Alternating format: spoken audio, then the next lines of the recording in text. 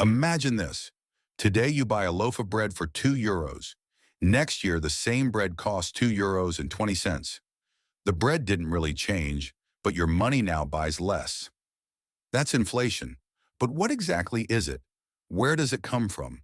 And why does it matter so much for our daily lives? Inflation is the process where the general level of prices in an economy increases over time. This means that, on average, the same amount of money buys fewer goods and services than before.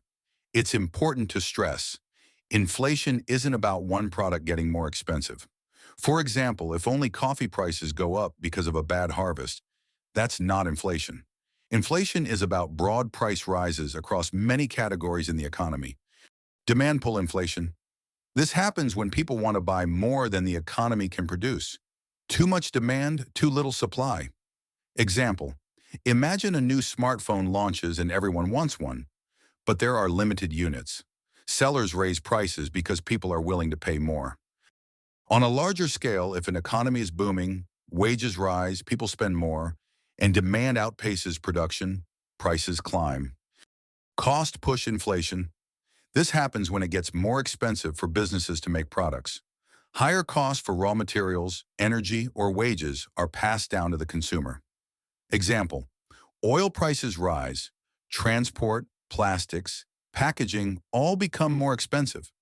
Supermarket prices increase. Monetary inflation. This comes from the money supply. If there is too much money in circulation compared to the amount of goods and services, the value of money falls. Example, during the COVID-19 pandemic, many governments and central banks created large stimulus packages. That helped economies survive, but in the long term it also contributed to higher inflation because more money chased the same amount of products. How do we measure inflation? Governments and central banks use something called the Consumer Price Index, CPI. Imagine a shopping basket filled with everyday things: bread, milk, clothes, rent, fuel, healthcare, and even services like a haircut. Every month, statisticians check the prices of those items. If the basket becomes more expensive overall, that's inflation. There are also variations like the Core Inflation Index, which excludes highly volatile items such as food and energy. This helps to see long-term trends without short-term shocks. Why is inflation important? Inflation matters because it affects almost every part of the economy. Purchasing power. If prices rise faster than wages, people can afford less. Savings. Money kept in a savings account loses value if inflation is higher than the interest rate. Debts. Debt can feel lighter during inflation because you repay with money that is worth less. Business planning. Companies have trouble planning investments if they don't know what prices will be like in the future. This is why most central banks set an official inflation target of around 2% per year. A little inflation encourages people to spend and invest, but too much creates instability. A short history of inflation. Inflation isn't new. It has been around for centuries. In ancient Rome, emperors reduced the silver content in coins to fund wars. This made money less valuable, leading to inflation. After World War I, Germany printed huge amounts of money to pay reparations. Prices skyrocketed. People needed wheelbarrows full of banknotes to buy bread. Poor economic management and money printing caused hyperinflation. At its peak, prices doubled every 24 hours.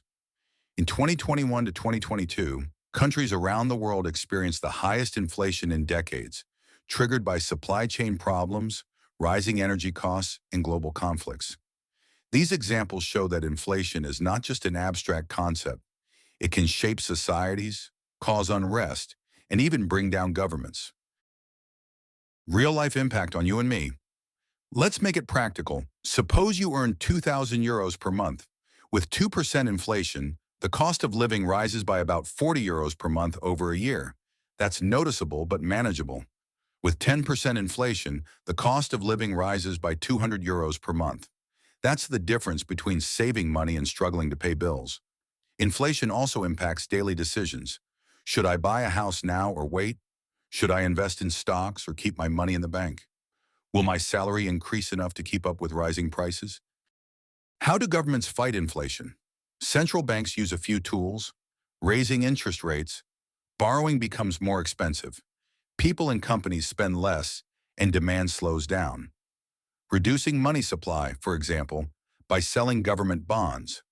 Communication. Central banks signal their plans so that businesses and investors adjust their behavior. Governments can also help by subsidizing energy to reduce sudden price spikes, adjusting taxes to lower consumer costs, negotiating wage agreements with unions and employers. Inflation is more than just a buzzword on the news. It's the invisible force that shapes our daily lives. A little bit of inflation keeps the economy running smoothly. Too much inflation, however, can hurt families, businesses, and entire nations. That's why economists, governments, and central banks watch it so closely, and why understanding it helps you make better financial choices. Did this explanation help you understand inflation? If yes, hit the like button and subscribe for more simple, clear, and everyday explanations. New videos every day.